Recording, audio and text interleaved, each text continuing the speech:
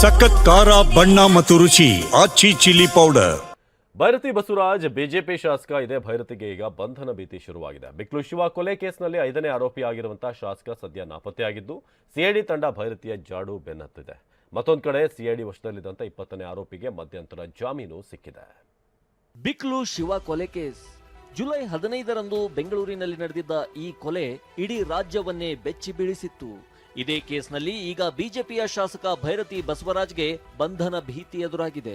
ಯಾಕಂದ್ರೆ ಹೈಕೋರ್ಟ್ನಲ್ಲಿ ಶಾಸಕ ಭೈರತಿ ಅವರ ನಿರೀಕ್ಷಣಾ ಜಾಮೀನು ಅರ್ಜಿ ವಜಾಗೊಂಡಿತ್ತು. ಹೀಗಾಗಿ ಸಿಐಡಿ ತಂಡ ಯಾವುದೇ ಕ್ಷಣದಲ್ಲಾದರೂ ಬಿಜೆಪಿ ಶಾಸಕನನ್ನ ಬಂಧಿಸಲು ಮುಂದಾಗಿದೆ. ಆದ್ರೆ ಬಂಧನ ಭೀತಿಯಿಂದ 3 ದಿನಗಳಿಂದ ಭೈರತಿ ಬಸವರಾಜ್ ನಾಪತ್ತೆಯಾಗಿದ್ದಾರೆ. ಬಿಕ್ಲು ಕೊಲೆ ಕೇಸ್, ಭೈರತಿ ಬಸವರಾಜ್ಗೆ ಬಂಧನ ಭೀತಿ.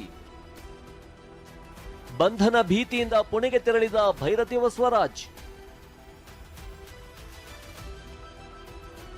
ಹೌದು, ಬೆಳಗಾವಿ ಅಧಿವೇಶನಕ್ಕೆ ಅಂತ ತೆರಳಿದ್ದ ಭೈರತಿ 2 ದಿನ ಮೊದಲೇ ಅಲ್ಲಿಂದ ಜಾಗ ಖಾಲಿ ಮಾಡಿದ್ದಾರೆ.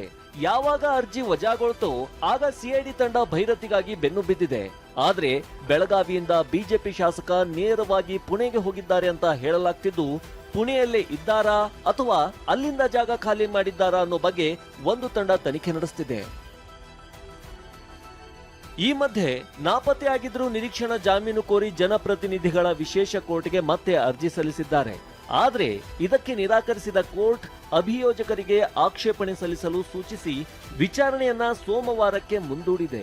ಇತ್ತ ಭೈರತಿ ಜಾಮೀನಿಗಾಗಿ ಪರದಾಡ್ತಿದ್ರೆ, ಅತ್ತ ಇದೇ ಕೇಸ್ನ 20ನೇ ಆರೋಪಿ ಮಲಯಾಳಿ ಅಜಿತ್ನನ್ನ ಸಿಐಡಿ ವಶಕ್ಕೆ ಪಡೆದಿತ್ತು.